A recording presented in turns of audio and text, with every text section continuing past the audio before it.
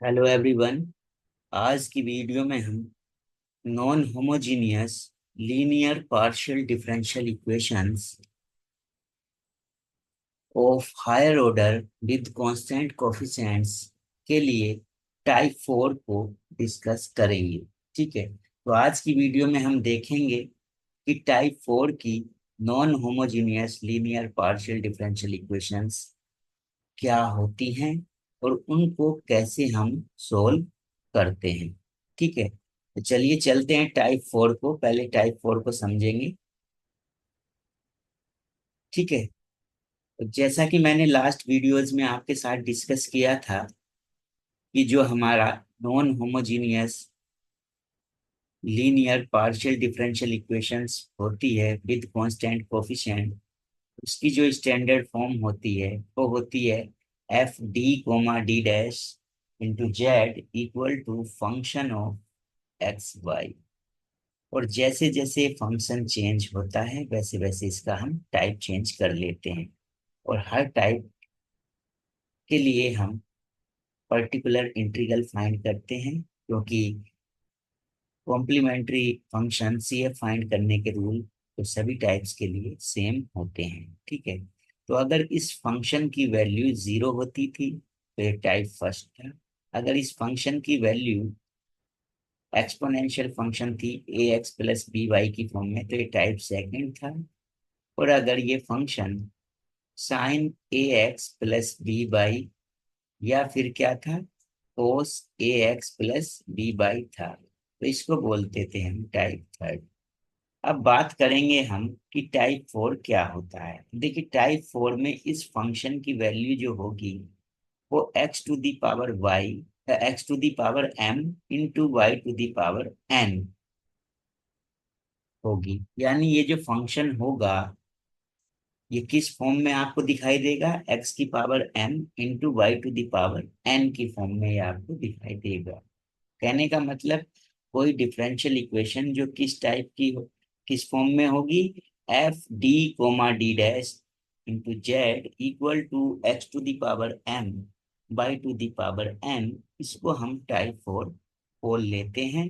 ठीक है, और इसको हम कैसे सोल्व करेंगे ये अब हमें सीखना है। ठीक है, तो देखिए, जैसा कि लास्ट वीडियोज में मैंने बताया था कि इस डिफरेंशियल इक्वेशन का जो सॉल्यूशन होता है, जो जनरल डिफरेंशियल इक्वेशन थी हमारी ये, इसका सॉल्यूशन होता था Z is equal to C F plus P I. अब सी एफ निकालने के रूल में, सी एफ फाइंड करने के रूल में कोई चेंज नहीं होगा, वो ऐसे ही करेंगे जैसे अभी तक हम नॉन होमोजीनियस वाले केस में करते आए हैं। पी आई कैसे फाइंड करेंगे ये डिपेंड करता है कि उसका टाइप कैसा है, यानी यहाँ पर फंक्शन कैसा है, किस फॉर्म में है। ठीक है, तो इस फॉर्म में पी आई फाइंड करने के लिए हम क्या करेंगे वो हमें समझना होगा। तो देखिए, पी आई का जो जनरल फॉर्मूला होता है वो क्या होता है, वो होता है हमारा 1/f(d)(d) into function of x Y. अब ये फंक्शन ऑफ एक्स वाई की वैल्यू जो इस टाइप में होगी वो क्या होगी, x to the power m और y to the power N की फॉर्म में होगी, तो इसको हम यहाँ पर लिख लेंगे।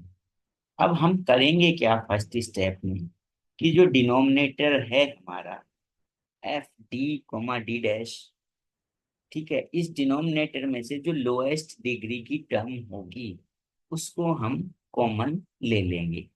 उसके बाद फिर सेकंड स्टेप में हम क्या करेंगे, हमारे पास दो बाइनोमियल एक्सप्रेशंस या दो बाइनोमियल सीरीज होती हैं, एक 1 + x टू द पावर -1 और एक 1 - x to the power -1।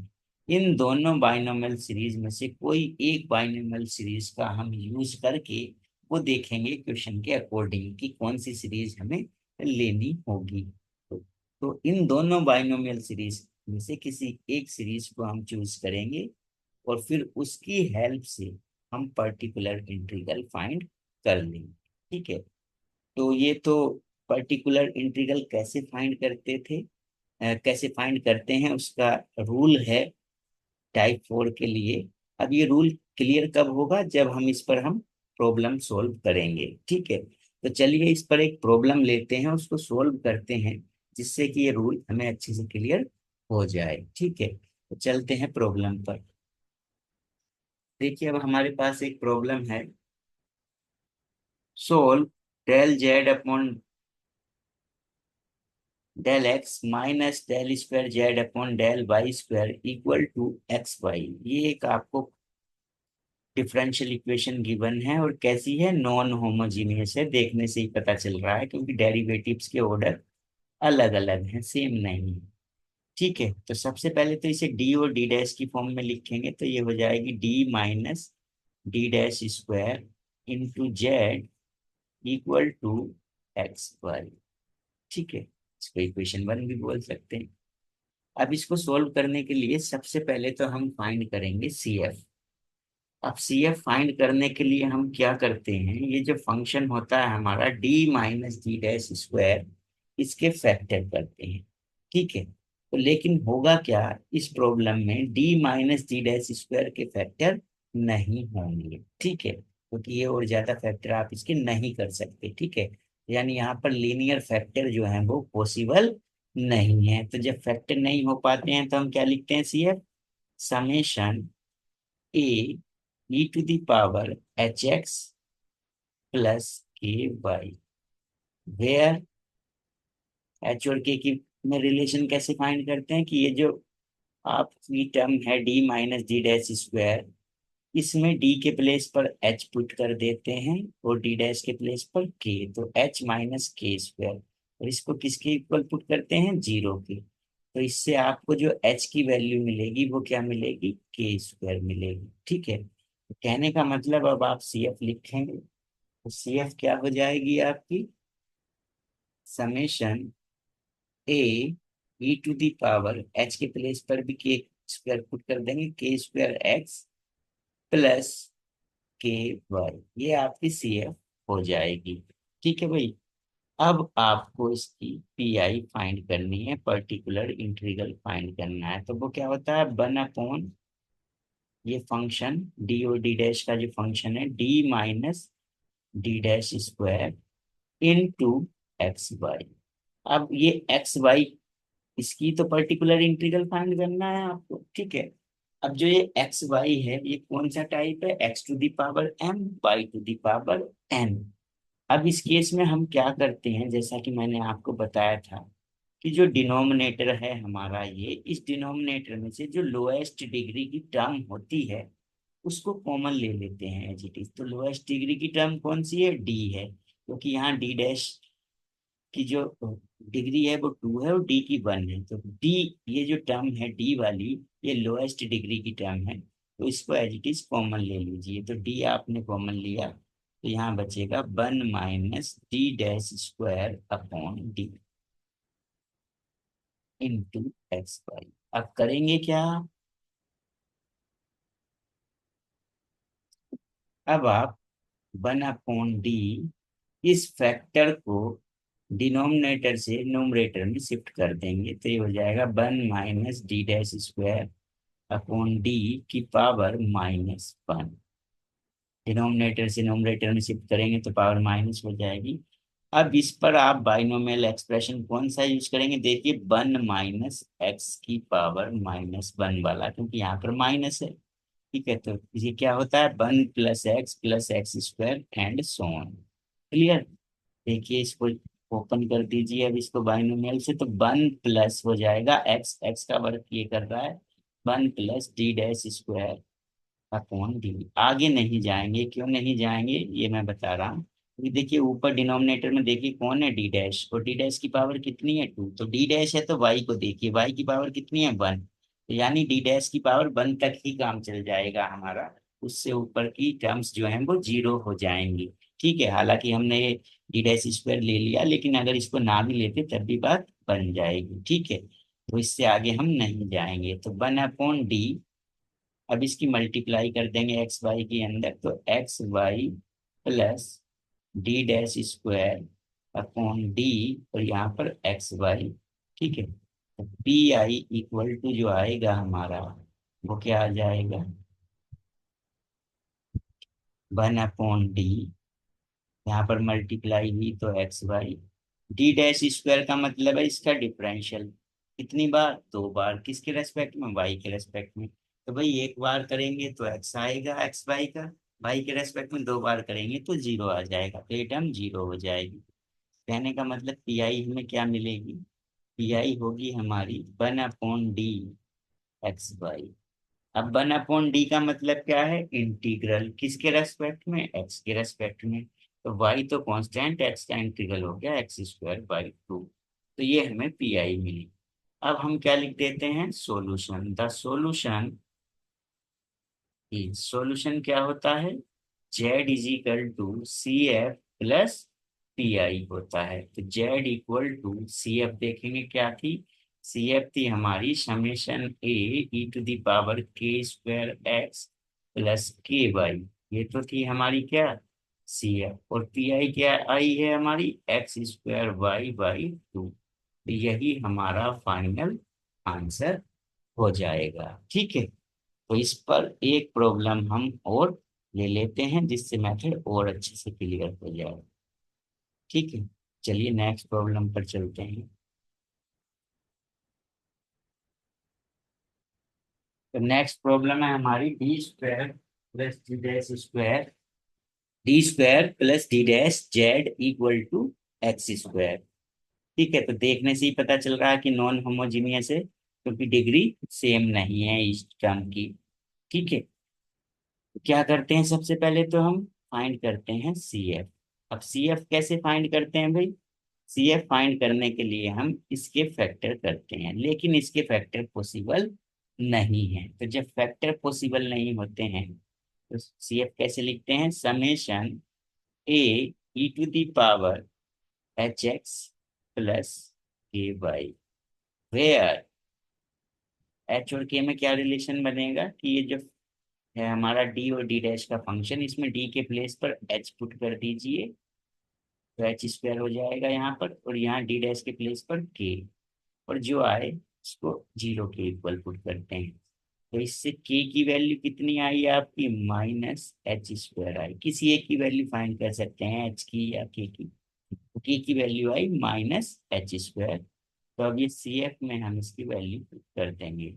C F हो जाएगी summation A E to the power H X, और के प्लेस पर हो जाएगा minus H square into Y. तो सी एफ आ गई। अब पी आई फाइंड करना है हमें। तो पी आई क्या होता है? 1/, डी और डी डैश का जो फंक्शन होता है क्या है वो? D square plus D dash into किसका? राइट साइड में क्या फंक्शन है? X square. यानी एक्स स्क्वायर है, एक्स स्क्वायर का मतलब एक्स स्क्वायर इंटू वाई की पावर जीरो। यानी कौन सा केस है? X to the power M into Y to the power M वाला केस है। तो इस केस में हम क्या करते हैं? इस केस में हम डिनोमिनेटर से जो लोएस्ट डिग्री की टर्म होती है उसको कॉमन ले लेते हैं। तो लोएस्ट डिग्री की टर्म कौन सी है हमारी? D dash. तो इसको एज इट इज कॉमन ले लेते हैं, क्योंकि यहाँ पर हमें क्या बनाना होता है? वन बनाना होता है। तो डी डैश को आप कॉमन ले लेंगे, तो यहाँ पर डी डैश के प्लेस पर तो वन बचेगा, तो one plus D square upon D dash हो जाएगा इनटू एक्स स्क्वायर। अब क्या करेंगे? अब इस फैक्टर को डिनोमिनेटर से न्यूमरेटर में शिफ्ट कर देंगे, तो क्या हो जाएगा? One plus D square upon D dash की पावर माइनस वन। न्यूमरेटर में शिफ्ट कर दिया। अब बाइनोमियल एक्सप्रेशन यूज करना है, कौन सा? वन प्लस एक्स की पावर माइनस वन, क्योंकि बीच में यहाँ पर क्या है? प्लस है। ठीक है। तो ये हो जाता है one minus x plus x square minus x cube and so on. Clear? तो अब देखिए इसको ओपन करिए, तो वन अपॉन डी डैश, यहाँ पर जब करेंगे आप तो वन माइनस एक्स, एक्स का काम कौन कर रहा है? ये। तो one minus D square upon D dash. आगे आप करेंगे नहीं, यहीं तक बात बन जाएगी आपको यहीं तक सोल्व करने से। ठीक है। क्यों? क्योंकि देखिए ऊपर क्या है? डी डी की पावर कितनी है? टू। तो एक्स की पावर कितनी है? टू। तो यानी एक्स की पावर टू है तो डी स्क्वायर तक ही आपको लेना है। आगे अगर टर्म करेंगे तो जब स्क्वायर करेंगे इसका तो डी की पावर फोर आएगा, वो टू से ज्यादा आ जाएगा, तो उसको लेने की जरूरत नहीं है। तो अब हम इतने को ही सोल्व कर लेते हैं। P I equal to 1/d dash, यहाँ पर इस एक्स स्क्वायर की यहाँ पर मल्टीप्लाई करेंगे 1 में, तो x square minus 1/d dash into ये इसके साथ मल्टीप्लाई होगा डी स्क्वायर के, तो D square into x square. देखिए क्या मिलेगा, 1/d dash X square. D square X square का मतलब कि एक्स स्क्वायर का 2 बार डिफरेंशियल, तो 2 बार डिफरेंशियल करेंगे एक्स स्क्वायर का तो कितना आएगा, 2 आएगा, क्योंकि एक बार किया तो 2 है, दोबारा करा तो 2। अब देखिए P I equal to 1/d dash X square minus इस डी डैश का मतलब क्या है, 1/d डैश का, कि 2 का इंटीग्रल किसके रेस्पेक्ट में, डी डैश के रेस्पेक्ट में, तो डी डैश के रेस्पेक्ट में क्या होगा, इंटीग्रल 2 का 2y हो जाएगा। अब ये जो बाहर डी 1/d डैश है, इसका मतलब क्या है कि फिर से इस टोटल फंक्शन का इंटीग्रल कर दीजिए किसके रेस्पेक्ट में, y के रेस्पेक्ट में, तो एक्स स्क्वायर का y के रेस्पेक्ट में एक्स स्क्वायर वाई, माइनस यहाँ पर y का होगा तो y स्क्वायर बाई 2 से 2 कैंसिल हो जाएगा, तो ये y स्क्वायर आ जाएगा। क्लियर, तो यही आपकी क्या हो जाएगी, पी आई हो जाएगी। अब सॉल्यूशन लिख देंगे आप, सॉल्यूशन आपका हो जाएगा, the solution is Z equal to C F plus P I. और सी एफ हमारी क्या आई थी, वो आई थी summation A E to the power, देख लेते हैं, H X minus H square Y, ये सी एफ थी। और टी आई कितनी आई है हमारी, टी आई आई है, देख लेते हैं, X square Y minus Y square, X square Y minus Y square, ये टी आई आ गई। तो यही हमारा क्या होगा, फाइनल आंसर हो जाएगा। ठीक है भाई, तो आज की वीडियो में इतना काफी है। Thanks for watching.